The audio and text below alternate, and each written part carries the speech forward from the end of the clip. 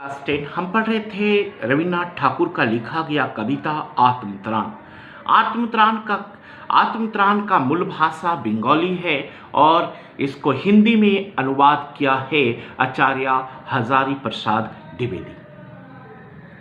यहाँ तक हमने पढ़ा था कि दुख ताप से व्यथित चित्त को ना दो संतामना नहीं सही, पर इतना होवे करुणा में दुख को मैं कर सकूं सदा जय। कोई कहीं सहायक ना मिले तो अपना बल पौरुष ना हिले। यहाँ तक हमने पढ़ा दिया। आगे पंक्ति पढ़ेंगे। कवि लिखता है, हानि उठानी पड़े जगत में लाभ अगर वंचना रही।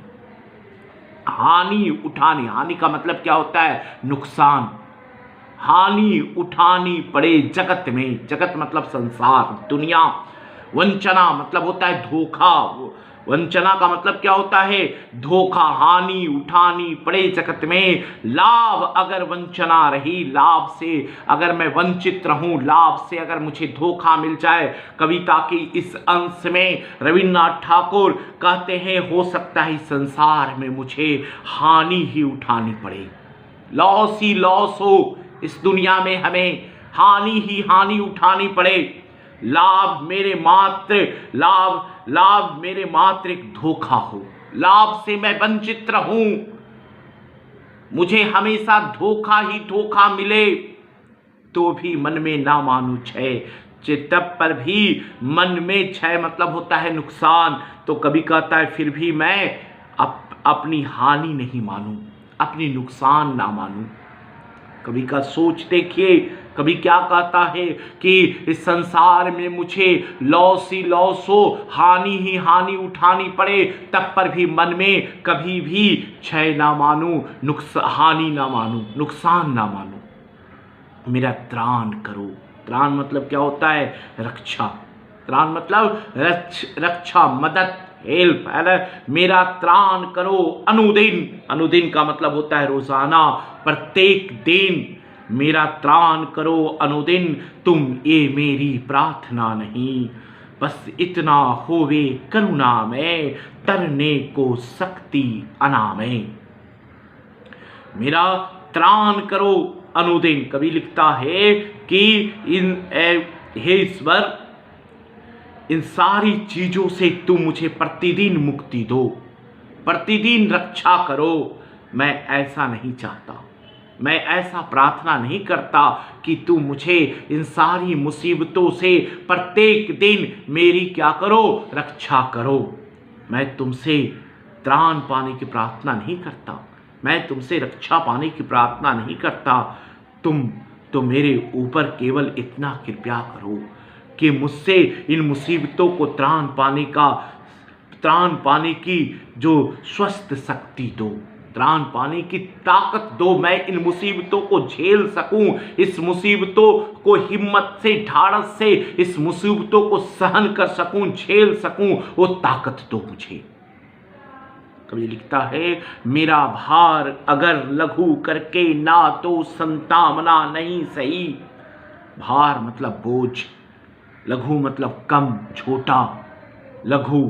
मेरा भार अगर लघु करके ना दो संतावना, ढाढ़स, हिम्मत, केवल इतना रखना अनुनय, वहन कर सकूं इसको निर्भय, निडर होकर। निर्भय का मतलब क्या होता है? निडर होकर। वहन कर सकूं इसको निर्भय, नतशीर होकर सुख के दिन में तब मुख पहचानूं छिन छिन में। कविता के इस अंश में कवि गुरु रविन्द्रनाथ ठाकुर कहते हैं, हे ईश्वर, अगर आप मेरे भार को कम ना कर सके, मेरे भार को कम ना कर सके, मुझे मुसीबत के दिनों में हिम्मत भी, ढाढ़स भी ना बंधा सके, तो भी मेरे ऊपर इतनी कृपया करते, मेरे ऊपर इतनी कृपया रखेंगे कि मैं अपने दुख को निर्भय होकर, बिना डर के, निर्भय होकर सहन कर सकूं, बिना डर के निर्भय होकर वहन कर सकूं इसको निर्भय। मैं निडर होकर, निर्भय होकर मैं अपने दुख को क्या कर सकूं? वहन कर सकूं, सह सकूं।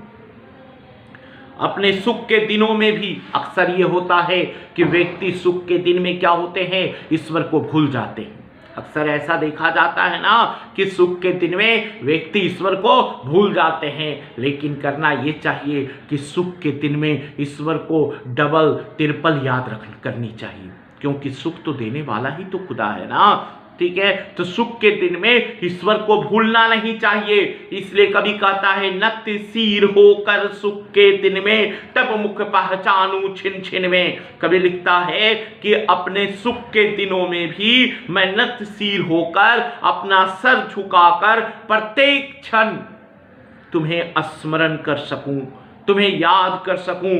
कहने का भाव ये है कि सुख या दुख दोनों दशा में कभी अपने खुदा को, अपने ईश्वर को, अपने मौला को ये क्या करना चाहता है, याद रखना चाहता है, याद करना चाहता है। सुख के दिनों में भी याद करना है ईश्वर को और दुख के दिनों में भी याद करना है ईश्वर को।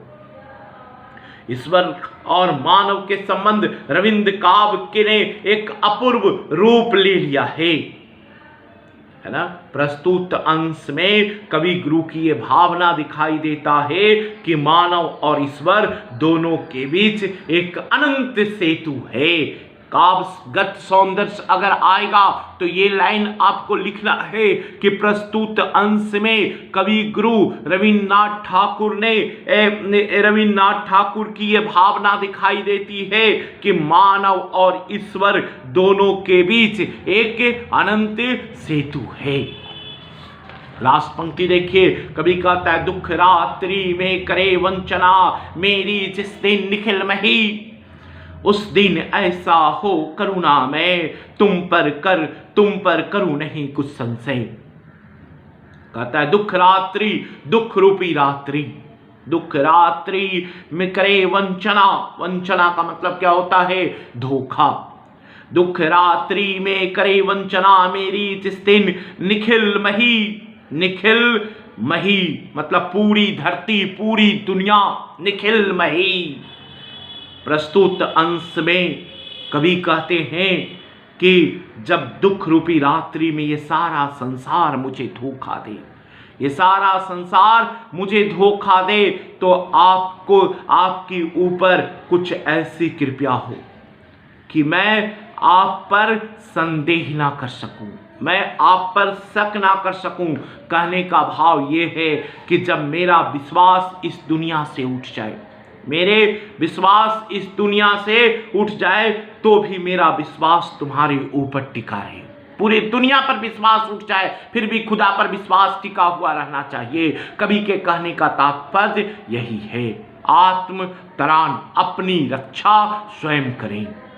ये कवि ईश्वर से प्रार्थना करता है कि हे ईश्वर, मैं विपदाओं से कभी घबराऊं नहीं। मैं विपदाओं, मुसीबत आए तो मैं मुसीबत को क्या कर सकूं, मुसीबत में संघर्ष कर सकूं, मुसीबत को झेल सकूं, हिम्मत से काम लूं। इस कविता, ये प्रार्थना गीत है, मैंने इसको पूरा पढ़ा दिया है। अब इस कविता का जो क्वेश्चन है मैं आपको भेज दूंगा। धन्यवाद।